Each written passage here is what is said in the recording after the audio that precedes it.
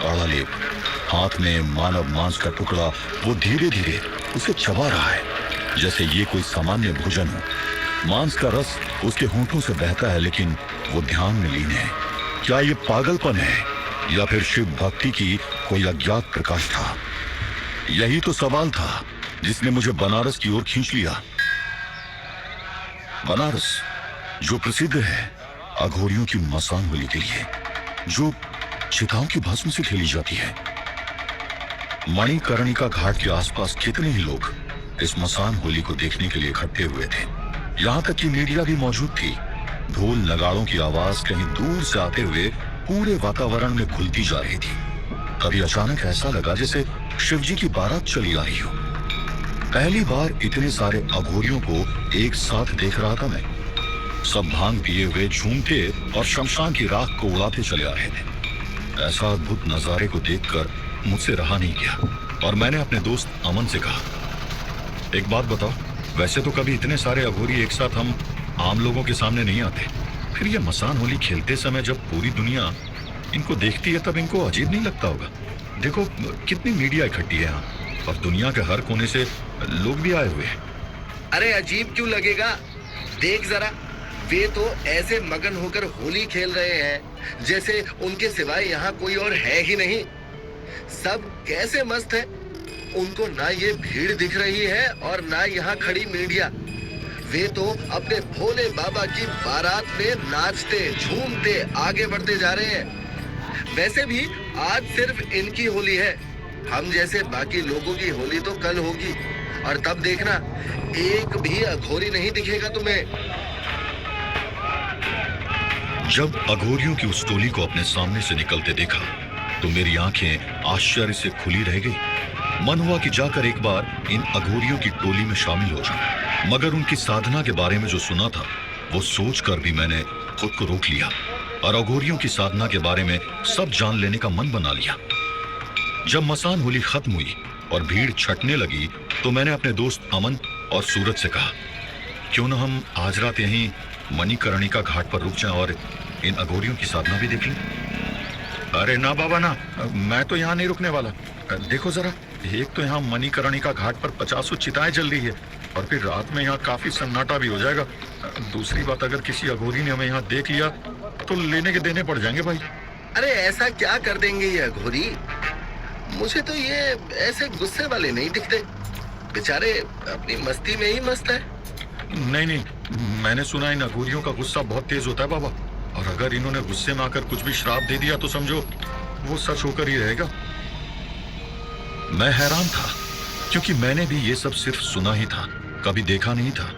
इसलिए थोड़ी हिम्मत करके बोला, क्यों ना आज की रात हम थोड़ा रिस्क उठा लें और इन अघोरियों को साधना करते हुए देखें। मेरे और अमन के कहने पर सूरज को भी हमारी बात माननी पड़ी और हम लोगों ने फैसला किया मणिकर्णिका घाट से कुछ दूरी पर एक दुकान के शटर के पीछे छुपने का।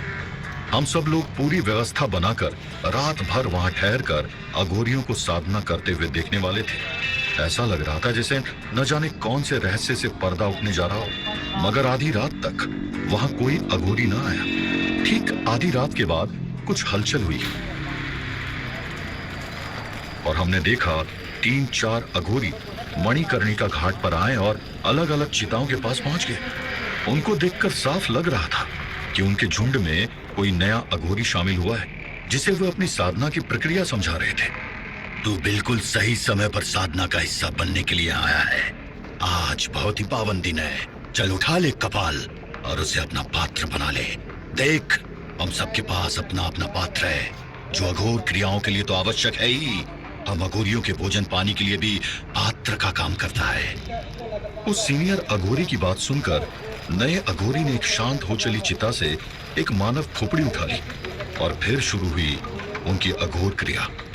मैं आंखें फाड़े सब कुछ देख रहा था। उन अघोरियों ने नए अघोरी को एक चिता में से लकड़ी नुमा चीज उठाकर दी।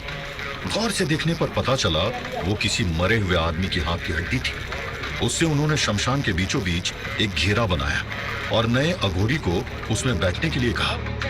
नया अघोरी बिना कोई सवाल किए चुपचाप उसमें बैठ गया। फिर सीनियर अघोरी ने हड्डी से बना शहनाई नुमा एक यंत्र निकाला और उसे मुंह से फूंक मारकर बजाने लगा। शायद यही वो तुतई थी जो अघोरी अपनी साधना के पहले बजाते हैं। इसके बाद बाकी अघोरियों ने चिता की भस्म लेकर उस नए अघोरी को तिलक किया और फिर धीरे धीरे पूरी तरह से उस नए अघोरी को चिता की भस्म से नहला दिया। वे तीनों लगातार कुछ मंत्रों का उच्चारण भी करते जा रहे थे। इसके बाद चौथे अघोरी, जो काफी देर से चिताओं में कुछ ढूंढ रहा था, अपने पात्र में सुलगता हुआ मांस लेकर उस नए अघोरी के सामने पहुंचा। लो, इसे ग्रहण करो और इस सांसारिक मोह, भलाई, बुराई, घृणा जैसी सब चीजों से निर्लिप्त हो जाओ। यही साधना का श्रेष्ठ मार्ग है।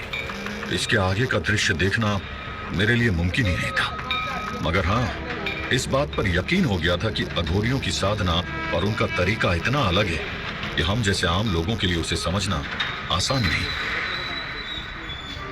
आखिर क्यों अघोरियों की साधना शमशान में ही होती है? क्यों अघोरी बनने के लिए शव का मांस खाना जरूरी होता है? अघोरियों द्वारा की जाने वाली ये साधना इतनी अजीब क्यों होती है? और इस साधना से क्या हासिल होता है अघोरियों को? क्या ये भी शिव भक्ति का एक मार्ग